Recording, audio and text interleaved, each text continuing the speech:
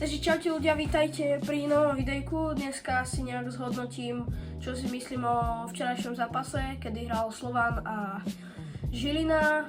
Ak vás bude toto video baviť, tak určite zanechajte like. Išiel by som od začiatku, úplne od začiatku, takže na štadión som prišiel asi o pol hodinu skôr a čakali sme v rade, prišli sme akurát na hymnu. Keďže tam bol technický problém, tak hymna nehrala, ale samozrejme plný štadión 5000 ľudí, že parádne si to zaspievali všetci a nebolo treba hymnu pustiť. No takže poďme od začiatku. Na začiatku by som povedal, že sme hrali dobre, tú prvú tretinu celkom ako Žilinčania. Aj Slovan mal šance, aj Žilina. Na začiatku sme tlačili možno prvé 2 minúty. Potom zase Slovan ukázal, že vie zaútočiť, tam mal pár šancí. Celkovo dneska ku hráčom, tak Žilinským, tak Conor Lakuve za mňa, aj keď dostal, bohužiaľ tých 6 gólov, čo ma moc neteší a jemu to v štatistikách asi moc nepomôže, ale je to parádny brankár a myslím si, že keby sme nemali jeho v tej bráne, tak to mohlo skončiť ešte aj horšie, pretože on dostal vlastne 5 gólov, keď si to tak zoberieme, ale v niektorých momentoch fakt podržal. A v tej prvej tretine, boli tam nejaké vylúčenia, aj nejaké presilovky, boli tam tie šance, ale Žilina z toho nedokázala nič spracovať na nejaký gólový príspevok. No a Slovan to využil a vlastne kvôli tomu sme dostali prvý gól, druhý gól, to už vyzeralo zle, šup, tretí gól do šatne. Tam som si myslel, že ten zápas teda sa zlomil a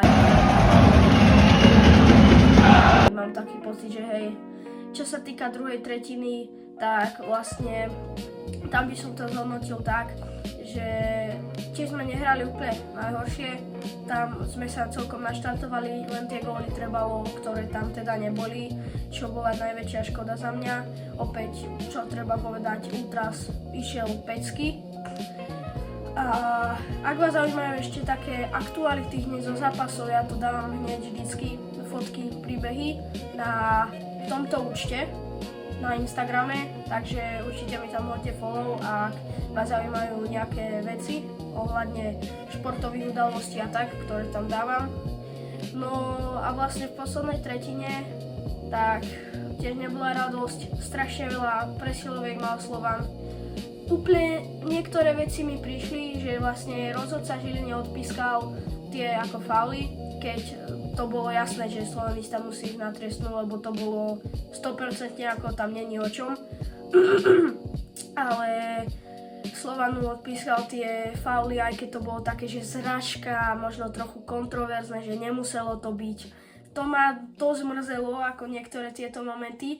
A dovolím si povedať, že keby sme nemali toľko tých oslabení, tak by sme ten zápas dokázali možno uhrať lepší výsledok, možno aj tú remízu, ťažko povedať, ale bohužiaľ raz sa darí, raz sa nedarí, ale tak treba sa možno z toho aj trochu poučiť.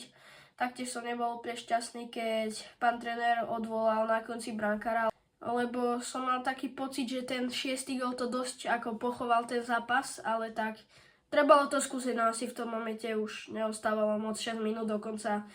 Asi to bolo také ako keby že núdzové riešenie. No a to je k môjmu hodnoteniu asi všetko. Váš názor mi môžete napísať do komentára a ja vám ďakujem, že ste toto video pozreli. Ak vás zaujímajú ďalšie, tak môžete pozrieť na mojom kanáli. Mám tam veľa zaujímavých videí, si myslím. No a my sa uvidíme na budúce. Čaute.